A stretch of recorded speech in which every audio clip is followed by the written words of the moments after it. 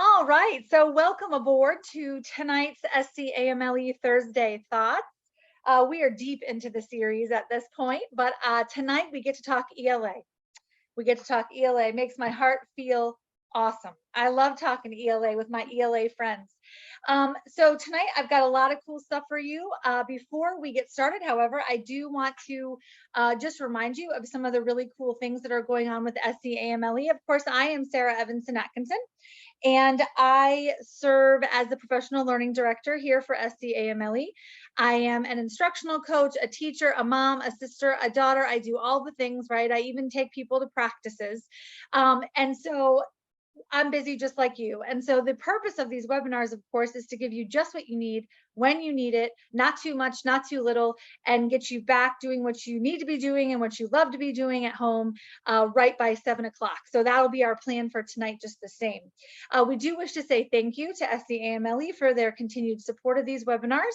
And we also want to just remind you that scamle.org has all of the latest and greatest about what's going on. We are accepting applications for conference presentations. Remember that our annual conference will take place in March in Myrtle Beach, always a fun time. So if you're interested in presenting for the first time or for the 50th time, we would love to have you. So please consider applying to be a presenter for that conference.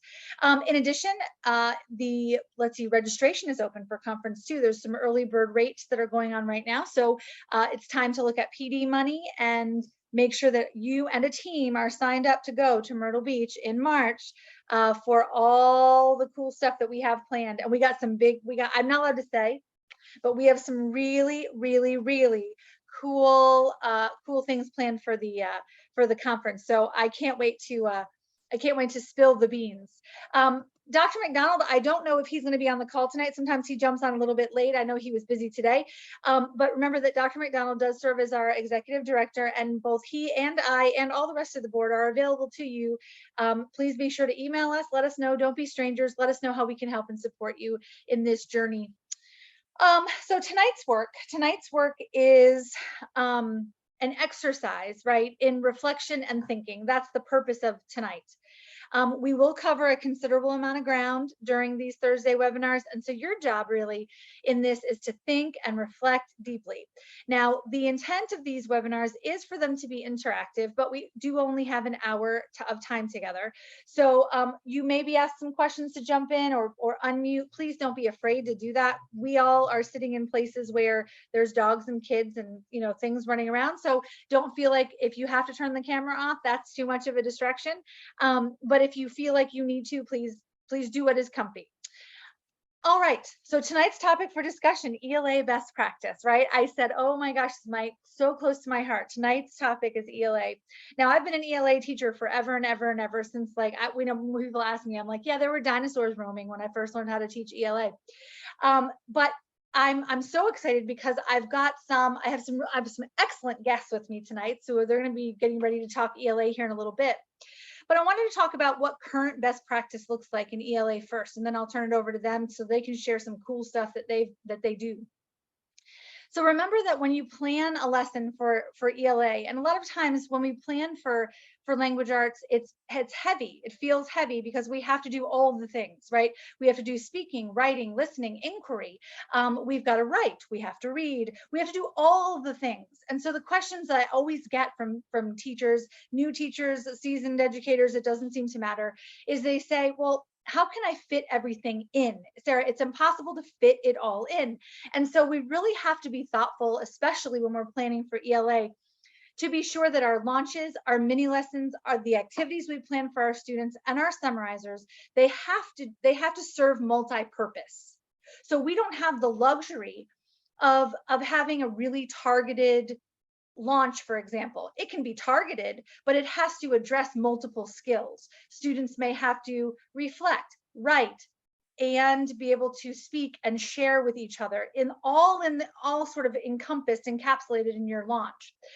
Likewise, it's really important that our mini lesson be targeted, short, brief, no more than 15 minutes, but the activities that we ask our students to do, the tasks we ask our students to engage in, they have to be multifaceted, because again, we don't have the luxury to have them being, we can't have students copying sentences. We can't have students stuck in the summarizing mode. We can't have students just stuck at that DOK level 1 when we have so much ground to cover. And we want people, if we want our students to be inquirers and we want them to have those inquiry skills, we have to teach them how to ask the questions. That can't be assessed on a multiple choice test.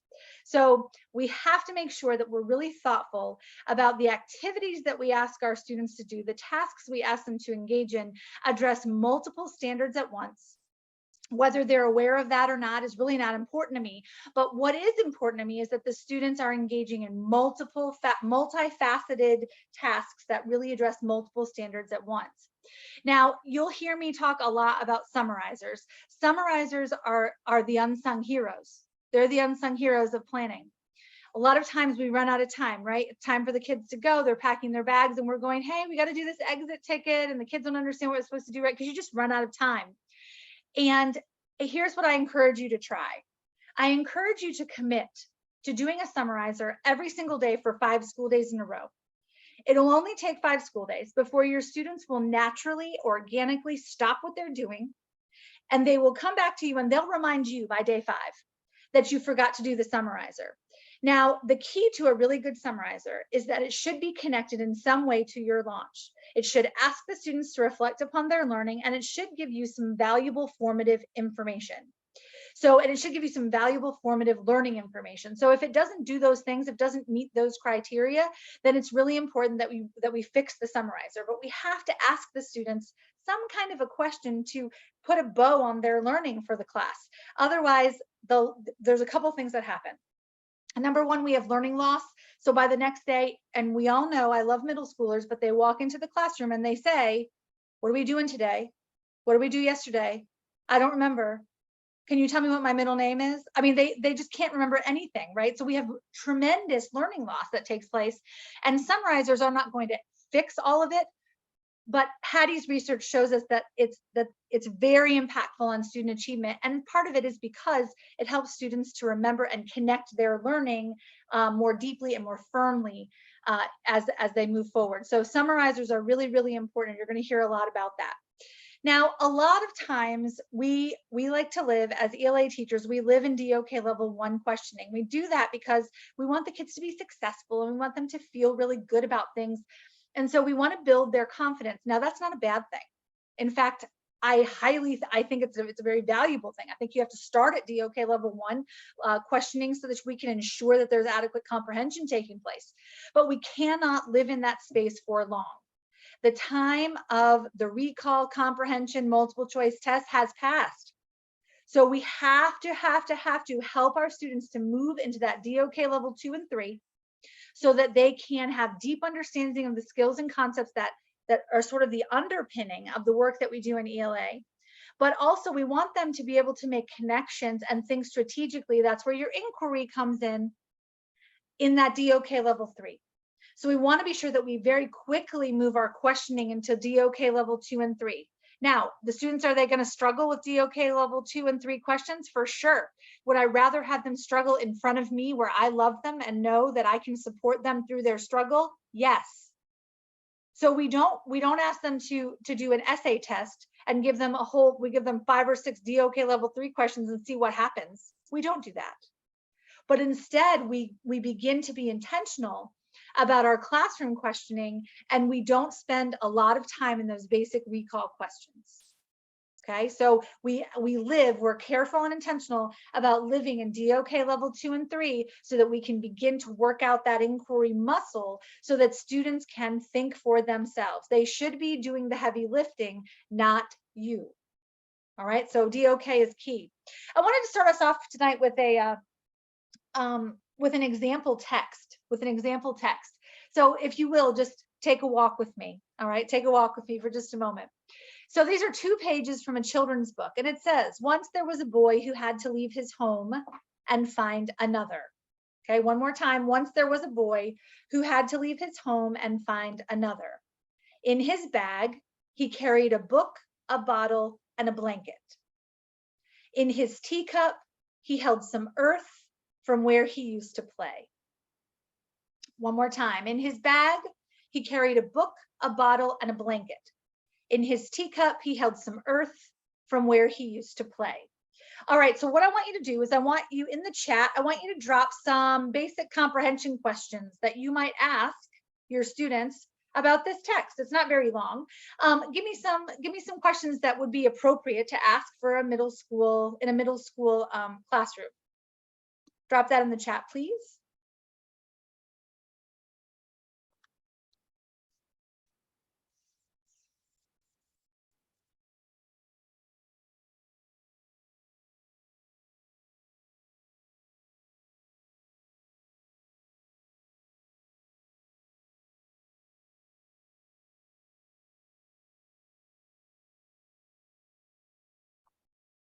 All right, while you're processing and thinking, please continue to drop things in the chat. But I do want to say that one of my favorite questions to ask students is, what does, in his teacup, he held some earth from where he used to play. And I always love to ask the question, what does his teacup with the earth in it, what does it symbolize? What does it symbolize? All right, so let's see some of the questions that I have here. Why do you think he carried earth in his cup? Absolutely, there it is. Celeste got me. She caught me. Yeah, absolutely. We can live in the symbolism world. I used this example today at the I Teach conference with some upper level, what was it, 11th and 12th graders who were in the pre-service. It was like a little mini conference. And I asked them about this. I said, well, what is the cup that, what is the symbolism of the earth in his cup? And this girl looked at me and she snapped her gum and she said, Sarah, it's like literally from where he lives. It's literally his home. And I said, right, it literally is. Well played. All right, so why do you think he carried earth in his cup? Well asked, Celeste. Patty says, why did the boy pack a book, a bottle, and a blanket? I always ask that as a reader because I'm not sure if I obviously I have to leave, but if I was leaving my home, I'm fairly certain I wouldn't pack a book, a bottle, and a blanket in a bag. And I certainly wouldn't grab a teacup and with some dirt in it. I'm not very sentimental, but I think I'd be packing some other things. So that's a reasonable question to ask. Why did the boy pack a book, a bottle, and a blanket? Let's see, Chuck says, why is the author using figurative language rather than being direct? Absolutely, we could definitely talk about some figurative language here. What does the author mean when he says he held some earth? Yes, Kedra. That's a turn of phrase that could be very loaded, right? Because it gets us into that conversation about connotation and denotation. What is the symbolic meaning of having a book, a blanket, and a bottle? Absolutely. Earlier today when I did this, let's see, what sound device does the first line have? Yes, bag, book, bottle, and blanket. There it is. Thank you, Patty. Cherie says, where do you think he's going with a book, a bottle, and a blanket? Yeah, I mean, it was funny listening to these high school kids because they were looking at this and they're going, well, why does he have to leave his house? Where are his parents? It must be someplace warm because he's not wearing clothing that's suitable for a cold climate. What's with the boat? Do you think he's going by himself? I'm not sure I could row a boat like that so quickly. And they just like all in a row. And I said, wow, okay. So if you guys can sit here and look at 2 pages of this book, there are so many questions that we have as readers. If we're going to build inquirers of our students, we have to allow them to experience that feeling. We have to allow them to experience curiosity. We can't give them all the questions and ask them what the right answers are because we decided what the right answers are. And then assume and look dumbfounded when they can't understand how inquiry works, because inquiry is directly connected to curiosity. So we have to build that skill of being curious. We have to build that skill of being curious. All right, so I'm getting ready to turn it over to Lori Schmutzer and Patty Gosnell. Please make them feel welcome. I'm going to let them introduce themselves for their pieces, but they're ready to roll. So we're going to start with Lori. Good morning. Good morning. Please. Good morning. I'll do that. What was that? It's definitely not morning. Goodness. Good evening, Lori. How are you? I'm doing very well, thank you. And I have Debbie Lombell is on here as well, and she is my ELA colleague. And so I hope she feels free to jump in at any time as well, because we do plan everything together. So I'm glad she's here. Awesome. We both teach 6th grade ELA at Rudolph Gordon. We are a K-8 school, and so we have some unique opportunities with that. So I'm just gonna, I think what I'm gonna be talking about kind of is a good follow-up to what Sarah just did with her, yeah, I hope so at least, presentation. So we started last year really focusing on mentor text as our bell work. And the reason we did this, and I say this all the time, Debbie and I talk about this, how kids today, you know, they don't want to write anything and they don't want to really work hard for anything. And so whenever we do research, I always tell them how lucky they are that they didn't have to go to the library and pick out books and make note cards and all this stuff. And so when I took my daughter to college this year, I was like, where are your school supplies? And she's like, Mom, we don't need them. Everything's on my computer. I don't need all of this stuff. And so one of the things I think I have realized is that I have to change, because yes, our students are different than they were, but that's because they're growing up in a different time than we did. And so I kind of have to let go of some of the things that I'm used to doing. And so we changed, and we started with the mentor paragraph last year, and I'll show you that. And then we'll talk about how we changed it after going through a year using a mentor paragraph, what kinds of things we felt like needed to change in that as well. So this is an example of how we started our week, and we would give students just an excerpt from a popular fiction book that we thought would have some high engagement. And the thing that, you know, some side benefits to this is it really sparked kids going, oh, can I get a copy of that book? Or can I borrow that when you're done with it? And just expose them to texts that otherwise they might not have been interested in. And so I'll just kind of read this. And as I'm reading it, I want you to think about, you can see the day one. Every day one, we talk about what we notice. That is literally all we ask. What do you notice? What beautiful language do you find? And we explain that could be figurative language. It could be a word that you think is just a really neat word that you don't use a lot, or maybe it's a word you don't know. And I think one thing we found with this is that every student can be successful here, because everybody can notice something, and there's no wrong answer. As long as you're reading this text, there is anything you say can kind of go. And so I think that has really, really opened up conversations, especially maybe with students who struggle to notice things a little bit as well. So I'm going to read this, and I want you to think about what you notice, and you can just drop that in the chat if you would like, and we can kind of talk about it just like we might in our class. So this is from Benefits of Being an Octopus by Anne Braden. Octopuses can squish their bodies down to no bigger than a crumpled up bag of chips. By the time Mrs. Rochambeau gets to my desk, I might as well be that balled up bag with all the chip bits eaten, ready to be tossed in the trash. Mrs. Rochambeau raises her eyebrows when she gets to me, not in a how clever to ball up like a bag of chips way, but in that you have disappointed me with your very being way that teachers are so good at. She shakes her head as she writes my 0 in her grade book. Sometime, Zoe, I hope you surprise me. I forgot it at home, I say to my desk. I promise I finished it. She murmurs. It doesn't do you any good at home, unfortunately. She pretends she believes me. I pretend I don't want to squirt octopus ink all over this classroom. So just kind of what kinds of things do you notice in that passage? And I don't think I can see the chat.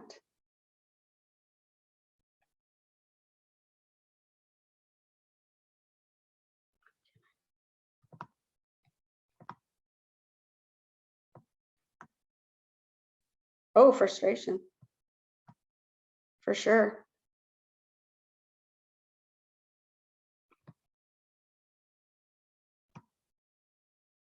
Comparing, conflict, student versus teacher.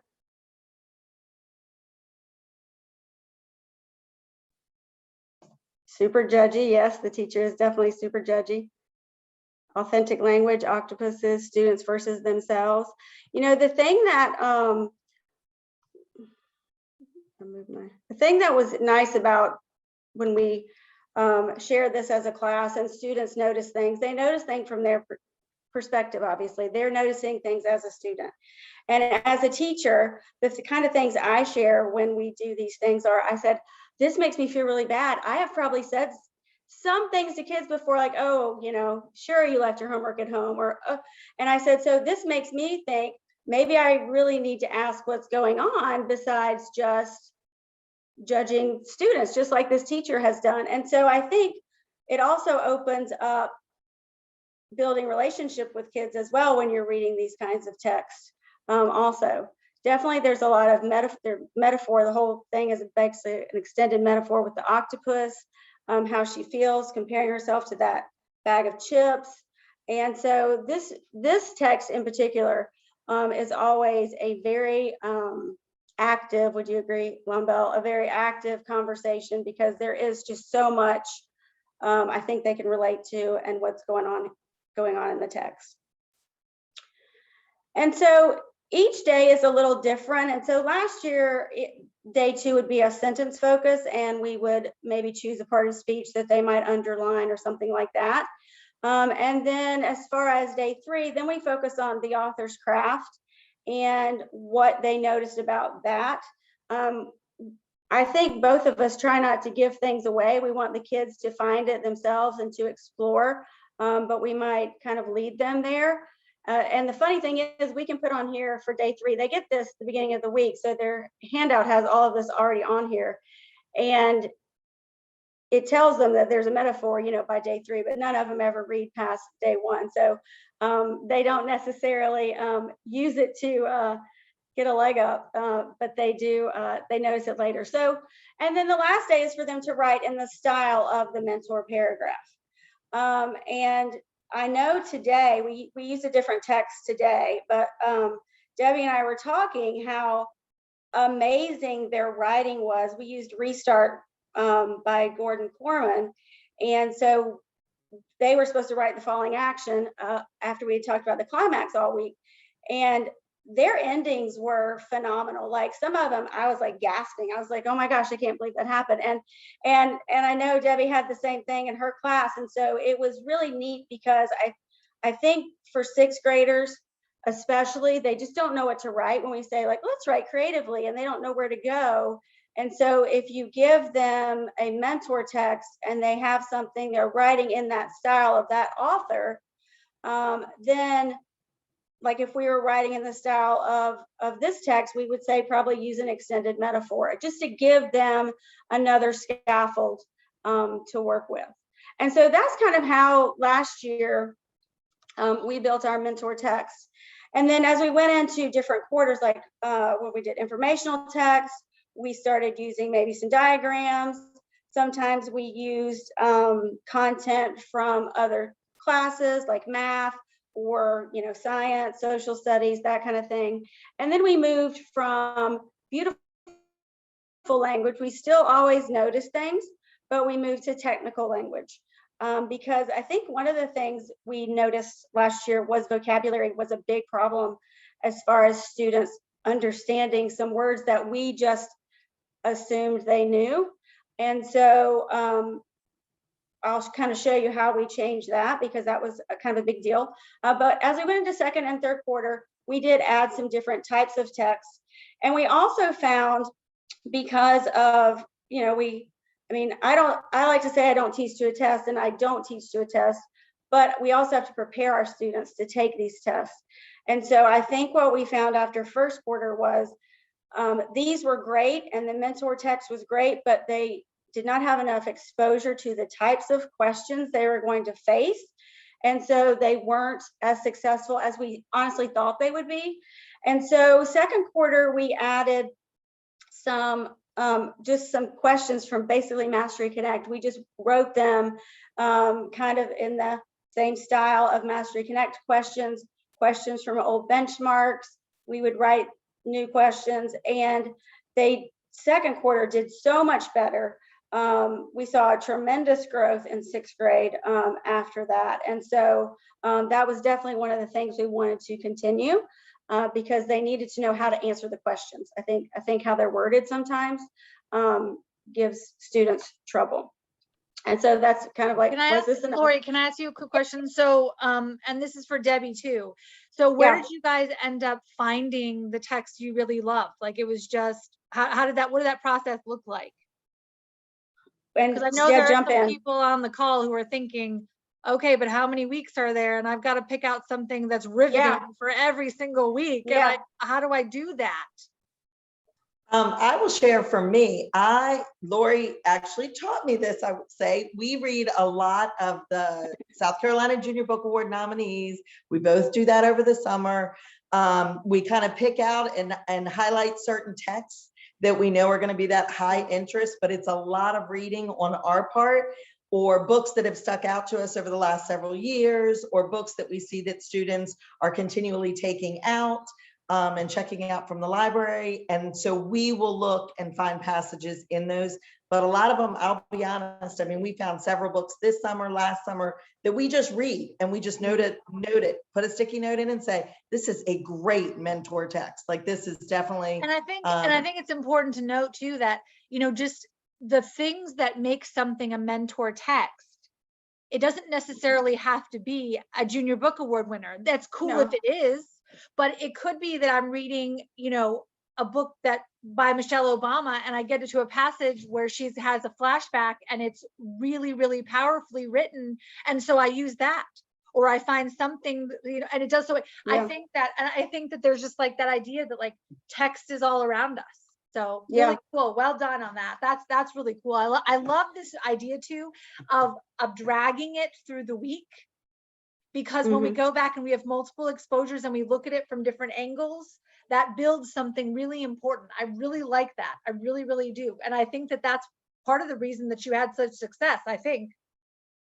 I think so, because they don't like to reread anything.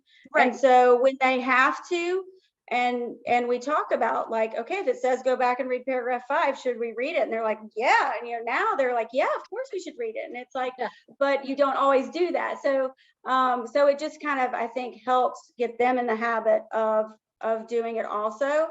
And so what we noticed, what our problems were, and I guess they were kind of good problems, was that this mentor paragraph, because they love to talk about it, especially that day one, was taking so much of our time that it could not be bell work. It was too much time, and we weren't getting to things, and we couldn't take notes and all this stuff. So we surveyed our kids and just said, hey, what do you like? What do you want to see? And so we decided to make the mentor text our daily instruction. And so that is our lesson.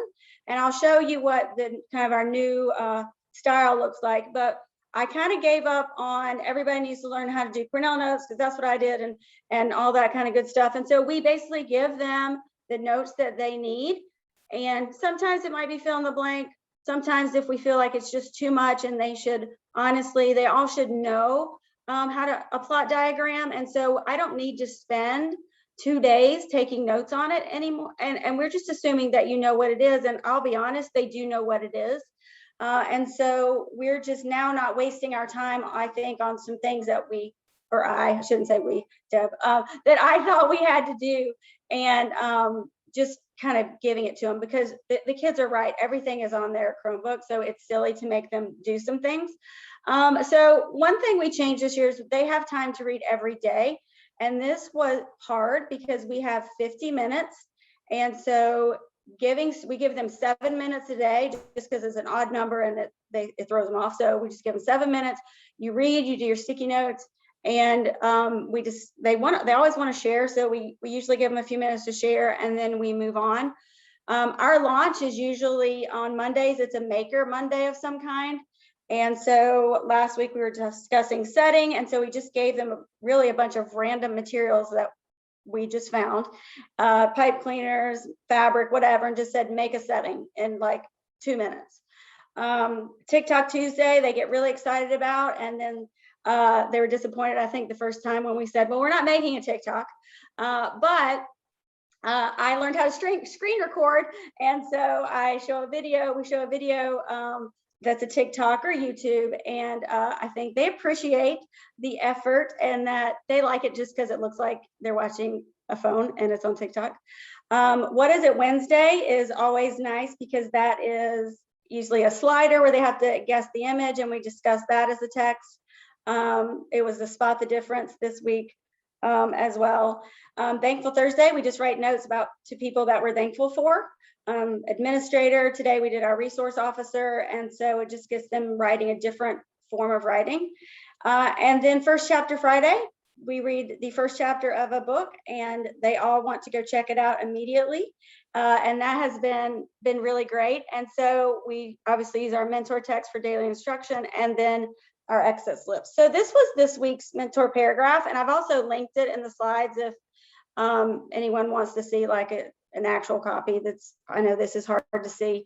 So we have a longer passage now since it's our lesson, and we give them the notes. Like I said, the things are basically the same, except we did add vocabulary this year because that was an area that we felt like was a bigger weakness than just maybe focusing on pronouns or something like that. We just do that as bell work instead.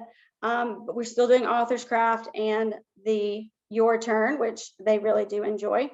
And then the exit slips, I totally can relate when you said the summarizer, you forget, and because I always do. And this week we did it on Pear Deck, and today I forgot, and I was just like, okay, we'll just do 4 corners real quick. And so we can at least do it. And so we try to use a question that they will see something similar, and we talk about what's the question asking us, because I feel like that's almost more important than the question itself, whether they get it right or wrong. And then honestly, we go through the vocabulary. Today, a lot of kids had questions about what inquisitive meant. They didn't know what that word meant. And so it's hard to answer a question if you don't know what your answer choices mean. And so we talked about that and how we could find that out if we don't know, if we're alone on a test or a benchmark or wherever, how you could kind of figure that out and narrow those down. And so that's kind of, in a nutshell, kind of what we do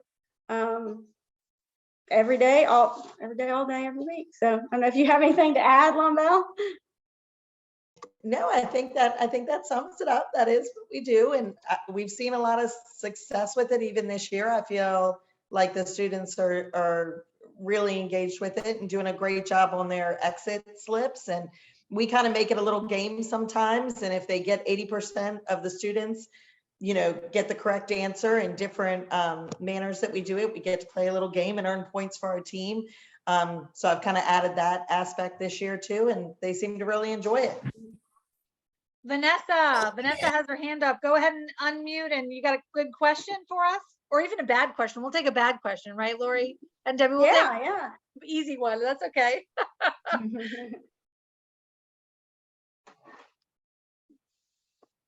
Oh, Vanessa, you're muted in case. The famous Zoom of all time. You're muted. I don't know. Well, one thing that I really like is, she got booted while her hand was up.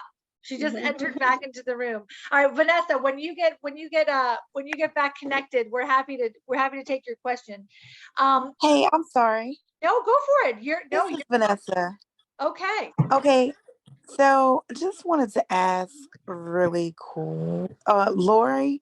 Yeah. If you could kind of tell us like how TikTok Tuesday looks. Like, I know that you were saying that you do the screenshots, but Right. like, could you kind of walk me through what the entire day looks like?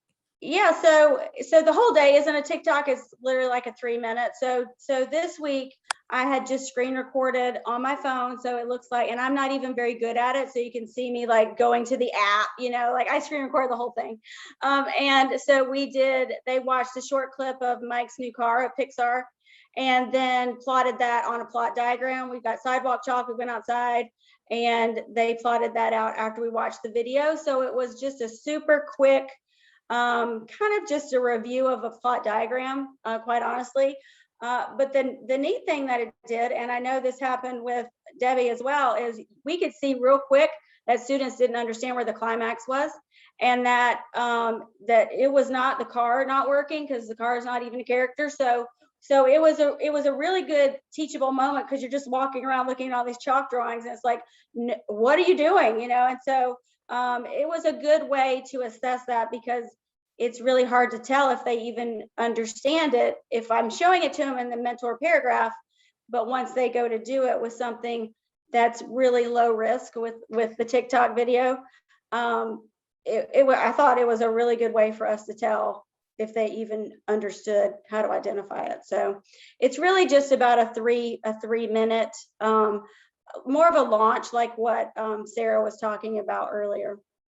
And I love the quickness. I love that you can give feedback in real time. Like you said, like I saw real quickly that they didn't understand one element of it. I was able to reteach it, move on, and then they were able to have success moving forward, which is good, because we don't want to delay that feedback. Right. And I'm a sucker for those repetitive structures. I got to tell you, like the kids come to expect that Tuesday is going to be the day. They do. Yeah, and you can't miss that stuff. Yeah. And there's something about that that's like highly valuable for this age of child. Yeah. Yeah, it's comfortable for them. Now, do you have inclusion classes or students with differing needs? And so how do they react to these repetitive structures and the mentor texts? It's really good for them, actually, because, and it was funny because last year I had my observation in my inclusion class, and Miss Rhodes came in, and it was third quarter at this point. But those kids, I mean, my jaw literally got hit the floor, because you have kids who really struggle, and they were talking about, oh, I noticed the personification, in paragraph 2, and how the author did this, and I was just like, where have y'all been? It was like it all went off, and it was a great day for it to do that. But I think it being so repetitive, they know what to expect. Like they know to have their yellow folder out with their mentor text out every day, because they know that that's what we're going to work on. And so and they nobody's really lost it yet at all. Like we just give them paper, and that really is the one thing we still are doing on paper, because I do think there is a benefit to writing and to highlighting and doing that kind of thing. And I know I agree. Debbie does as well. And then I think last year, toward the end of the year, we gave them a choice. We said, okay, now that they knew how to do it, we said, if you want it digitally, it's in Google Classroom. If you want a paper copy, there's some on my desk. And so it was about 50-50 with me. A lot of kids preferred to have the paper copy, but those that liked it digitally, they had that as well. And so it was kind of a win-win. Love that. I love that. All right, so I guess we're getting ready to hand it off to Miss Patty. She said she had to run out to her car to go get a prop. Now I'm really intrigued. I'm not gonna lie. Like I'm super curious. Can I ask one more? Yes, Sorry. Vanessa, go for it. Sure. One more question. Lori, do you guys and Debbie, do you guys have like a platform that we can maybe follow what you're doing and kind of like? I mean, I'm happy to share some things too. Well, we need a platform, Lonbella. Yeah, I know. Come on, Debbie. We're gonna take on the road. Yeah. I did put some things in the folder that I know Sarah will share if she hasn't already. And then you're welcome to also just reach out and email. I can put my email in the chat too, and I'll be happy to share. Okay, thank you. Yeah. Sweet. And yes, we want to do a shout out from Celeste. Now, Celeste is their instructional coach, so she's a little bit biased. But kudos to Sponsor and Lumbell, who consistently do an amazing job. Students remain engaged. And you're not the only one who's thankful for them and their dedication. I mean, they just got invited to some kind of like they need a platform, y'all. I mean, come on, like that's like prime real estate right there. All right, so Patty, welcome aboard. We're happy you're here. Thank you. All right, so my Okay. favorite thing about Patty, while she's getting her stuff organized here, is so I said, hey Patty, can you send me a picture of so we can use it for the advertising? I said, well, I found one. It's just beautiful from the school site. And she goes, well, I guess if that's the best one you found, then so be it. So I said, Patty, you're beautiful. All right, so we're happy to have you on tonight. So where do you join us from, Patty? Thank you. I teach at Woodmont Middle School. It's my first year, actually my second year in Greenville County now. And I am a reading intervention teacher now, Read 180. I taught ELA in Oconee County for 21 years. I'm a late bloomer. I didn't start teaching until I was 38. And I'm getting my PhD in ed leadership. And what I'm talking about tonight is actually part of my dissertation. And it goes right along with what Lori said about teaching to the test. I was really glad to hear her use that term. Can y'all see, am I projecting my PowerPoint? Everybody see it? Okay, great. Okay, I am, my kids are all older, but I have 5 grandkids, and I'm going to be probably the oldest person to ever get their PhD. I'm beginning to think. But tonight we are actually going to be talking about high stakes testing. You was talking about teaching to the test and 21st century skills. Now I'm going to bombard you with a little bit of research, but I think it's important if you go talk to your administrator and say, this is something I'd like to do, you can have research to back it up. So I'm going to fly through the research and then hopefully give you some ideas, and so that I don't forget, this is my passion. I love what I'm about to talk to. And I would be willing to come to your school, sit down with you and your team and say, okay, let's plan a unit. Okay, I love it. And I would be willing to do that. And I know my principal well enough that she'd say, go for it, Patty, I'll get you coverage. Okay. So first of all, we're going to talk about this. How do you do it all? If you have a 50-minute class, if you have a 90-minute class, you have all these tremendous standards and you got to do it all. So why not do it all in bundles? Okay, first of all, let's get some definitions so that we're all on the same page. High stakes testing, I'm referring to those that come with consequences or rewards. South Carolina Ready is one. All schools are evaluated on their test scores. Like it or not, that's what it is. And that's okay. 21st century skills, we all know what they are. Those are those soft skills that are creativity, innovation, critical thinking, problem solving, communication, and collaboration. We all know those, but how do we blend the two? How are we going to get our test scores up while we provide those 21st century lessons in classrooms? Research shows that direct instruction is the best way to increase your scores. You've got to get that core knowledge in. If they don't have the core knowledge in, they can't use it to apply it. If they don't understand what a plot diagram is and what climates is, they can't use it to evaluate a text. So you've got to get that direct instruction in. 21st century skills, when students learn those concepts and they discover those concepts and things that you use your direct instruction for text, and then maybe you turn it over to a new text, that's when they're discovering. That's when they're going beyond what you've taught them, but they're using those core values. And you're going to hear me talk about constructivist learning. That comes directly from my research. Constructivist learning lessons are the best to teach 21st century skills. This has all been tested. It's all been studied. These are the things they've found. Constructivist learning is simply those discovery learning. You've learned it as discovery learning. If you go way back, those that graduated right out of high school, like they went to college and graduated like you're supposed to do it, and I didn't. You remember all of those philosophers and all of those people in education and their names, and you had to memorize them and take a test. Well, all of this comes from that. Bruner started discovery learning. He was one of the early ones.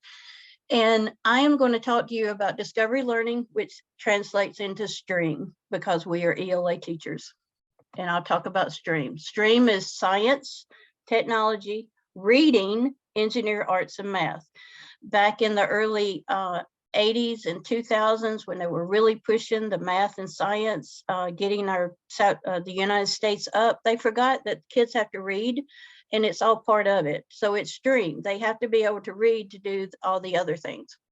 Okay, so when planning a lesson, it's important to allot time for both direct instruction and constructivist learning. My research is looking at successful teachers based on test scores. How are they allotting that time? How much time do they give to direct instruction versus turning it over to the students to do constructivist learning? Guidance without background knowledge fails. They don't learn it. Constructivist learning, direct instruction makes sure they learn it right the first time. If you turn over a skill, say okay, diagram this. What do you notice about this plot? Very first thing, what do you notice about this plot? They won't understand, the rising action and the climax and the falling action and all of that. They can kind of tell you, but when you teach them those basic skills, they may know that this is unusual language, but if they don't know it's a metaphor, you teach them the metaphor, then they can relate it. So you got to teach those basic skills to ingrain it. Students need to internalize the information to go to discovery learning. So it's direct instruction. There is nothing wrong with it. There is nothing wrong with teaching to the test. We got to get that out of our vocabulary, and I'll tell you why in a minute. But we've got to do that before we can turn them over on their own. They got to know what they have to do before they can do it. And it's still discovery learning. So how do I plan for both? I have 90 minutes, I have 50 minutes. How in the world am I going to get it? And I've got these hundreds of standards I got to teach. First of all, plan ahead. Make a list of the standards that you wish to address. Bingo, it's already done. It's called your curriculum mapping, okay? Scaffold the unit with direct instruction and practice to ensure that they know those terms and know what they mean when they take South Carolina Ready. They know what the terms mean and how to use them before they have to evaluate the text. When planning constructivist activities, use literature you're comfortable with. Don't pull out a book that you've never read. You don't know anything about it. Do what you like, what's comfortable, because if you like the literature, the book, nonfiction or fiction, it really speaks to you, then you're going to come up with some fantastic activities to go with that book. Develop activities for discovery learning that specifically use the skills covered in the unit that you're teaching. What standards are you wanting to teach? Teach 20 of them in that unit. It is okay because you're going to be redoing it. Okay, overlap learning objectives so that they don't forget in your constructivist learning. It's just like math. If you teach a child how to add, but you never go back to adding, they're going to forget it. Same thing with ELA. If you teach them about organization of nonfiction text and you never go back and revisit it, they're going to forget what it's called. They're going to forget all of that. You've got to revisit it over and over again. And then, of course, use your peers. Use your math teachers, your science teachers, your ELA teachers, all of them. Use your peers to help you develop these units. And I'm going to go fast because I want time to show you something. Okay, now that you have a plan, so what? What do you do now? Be prepared to back up and punt. Okay, when you develop this wonderful constructivist plan, it may or may not work, and that's okay. You may get a group of kids that you say, I can't bring in that lamb's heart or sheep brain. Actually, I use the sheep brain. I can't bring in that sheep brain and let them dissect it because they would cut each other with the knives, and I can't do that. Okay, so you got to back up and punt. Build in mini lessons. Those are your direct instructions, your content skills. What are you wanting them to focus on? If they're doing a research, and I'm going to show you this in just a minute if you can see it. If they're doing research, you want to go back and go over those research skills. You know, what are good sources? What are not good? What are bad sources? What are primary sources versus secondary sources? You want to always go back to that in your direct instruction, and then start one constructivist lesson a semester. It's long, it takes a long time, it can be overwhelming, but it can be done. Now, I got to where I could do it every 9 weeks. Sometimes it bled over.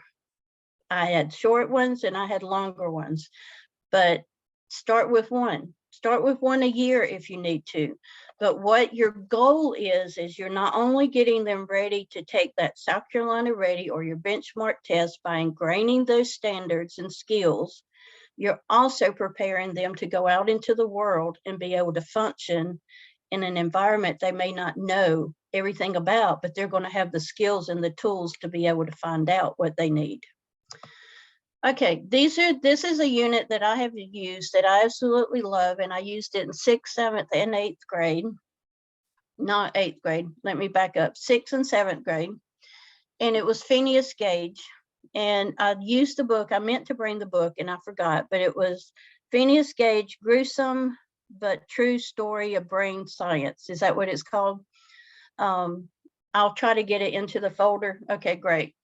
All right, it is a nonfiction text. So I used it when it was time for us in our curriculum mapping to do research skills and nonfiction skills. But I timed it, I was allowed to do this. I timed it to, it was right after the last time I used it was 7th grade, and they still studied body parts, body systems. It was right after they studied the nervous system. So the students had that nervous system ingrained in their learning, and I connected it to our Phineas Gage unit. So it is a nonfiction text. I taught text organization, text features. I also had argumentative writing. Was Phineas Gage lucky or unlucky? I had descriptive writing with the sheep brain. They had to describe it in text with using their 5 senses. It was only a paragraph, but we talked about descriptive writing. We have narrative writing. Some years, not every year, where they created a story to explain this. Each one of them had their own mannequin. I use Notice and Notes a lot. I'm going to plug that in. If you've never used Notice and Note, it is fabulous. It has it for fiction and nonfiction. We did research skills. We did debate skills. We also did presentation skills, communication skills. All of those standards I was covering in one unit. My constructivist learning was my STEAM lessons. We did cooperative learning. I divided them in groups, and each group had their mannequin head, and each head had a different needle at different angles. They did discovery through research. They had to research the parts of the brain. They also had to figure out how to tell what parts of the inside of the brain were damaged. That was a math lesson. One year when I taught 6th grade, the math teachers taught that part. And then when I got to 7th grade, I had to teach it, but I love math, so it wasn't a big deal. So we used proportion to figure out what part of the brain was damaged. They had to write a research paper on what was damaged and what functions the person lost. And then critical thinking, they had to decide what was Phineas Gage. This was the debate. What was his life worth? Did he have a valuable life? Did he have a wasted life? You know, because he did change what we know about the brain. Word analysis, we did STEM studies because it's a lot of medical terms. Math lesson, and then of course technology proficient, because their presentation was they had to use technology to present their information. But I also used art students to draw the parts of the brain. So I brought in other classes. The art students created the mannequins for me, and I loved it.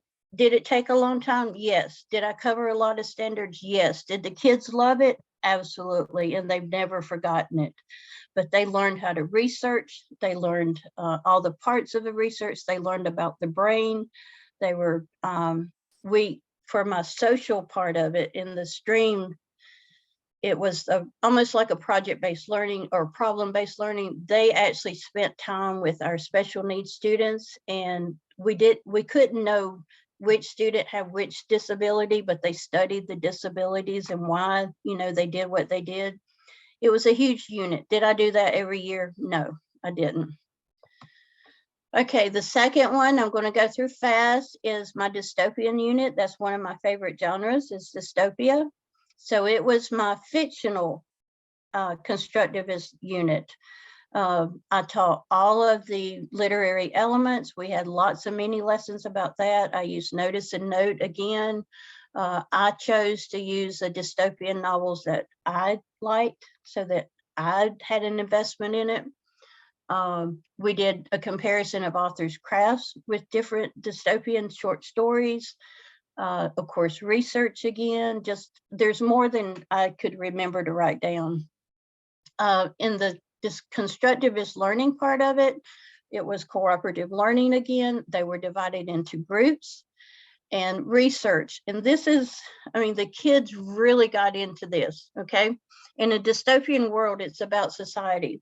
So they were assigned, and this was the discovery learning. I did not tell them what society to build, but they had to research every parts of a sustainable society, the government, the food sources, the money sources, everything.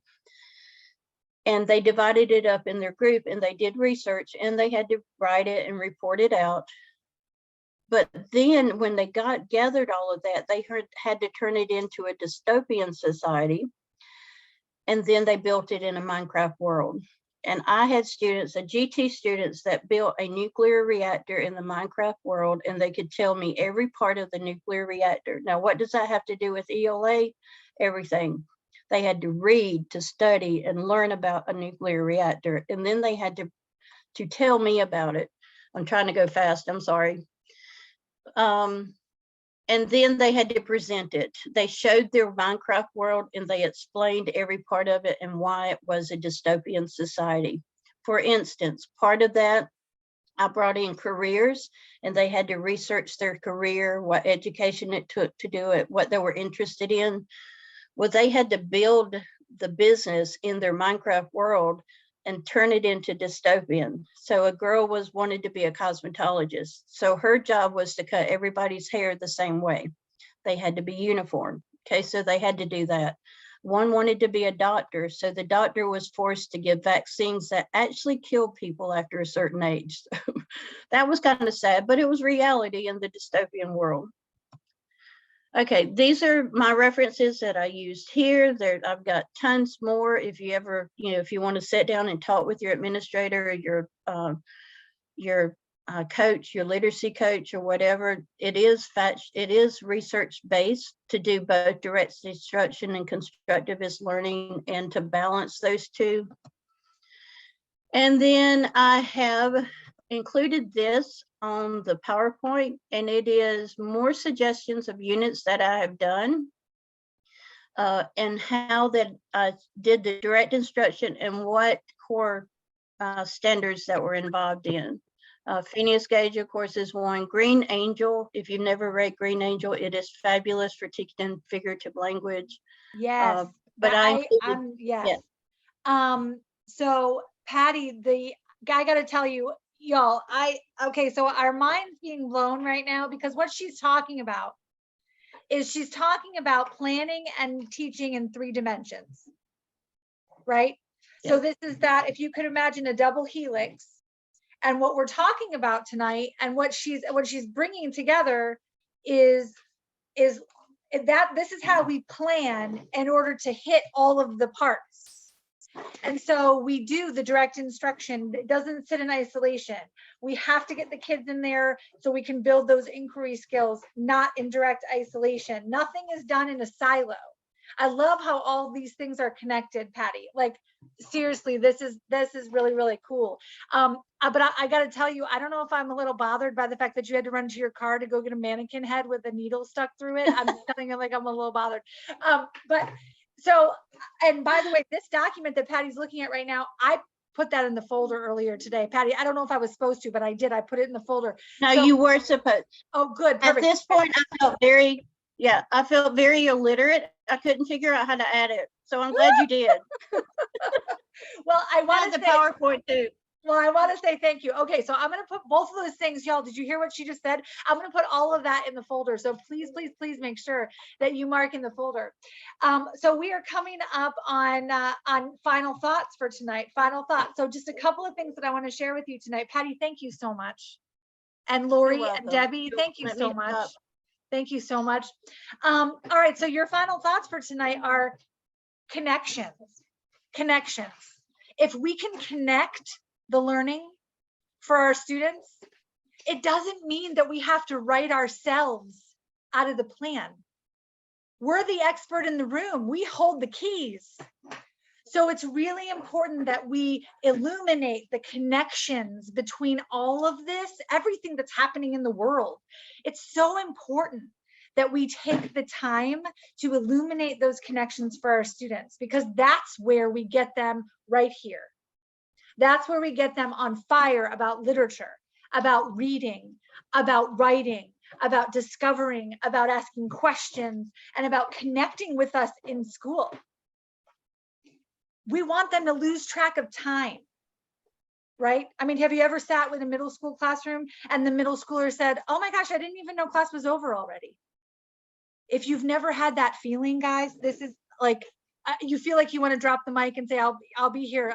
I'll see you in May. Like, my job is done, right? So we want to get them to lose track of time. And we do that by demonstrating and illuminating the connections between all of these seemingly random bits that we have to teach. I want to say thank you to Patty for joining us tonight. Really great stuff. I love the fact that, you know, when we plan these sessions, I got to be honest with you, when we plan these sessions, I like to collect bits of, like, I like to collect my talent, and we on purpose, we don't talk ahead of time. Like, we don't talk ahead of time. We don't have a meeting to strategize ahead of time. We don't do that. And I do that on purpose because I want it to be cool and authentic and cold and whatever. But really what you just saw here tonight was I laid the groundwork. Lori and Debbie showed some real life application, and Patty just told us why. That's exactly what you just saw here. Brilliantly done, ladies. Thank you so much. And again, I want to say thank you to SCAMLE for sponsoring these webinars on Thursday nights. We hope to see you next Thursday. Next Thursday night, we're talking math. You don't want to miss it. So if you've got some good math friends, make sure that they sign up. There's still time to sign up for next Thursday's event.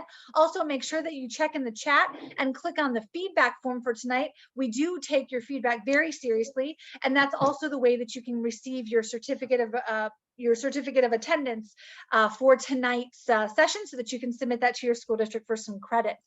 Again, want to say thank you to SCAMLE. For more information about all of the things that we offer and all of the opportunities afforded to you because you work in the middle level and you're awesome, check out scamle.org. Thank you all. Have a great evening. Be safe.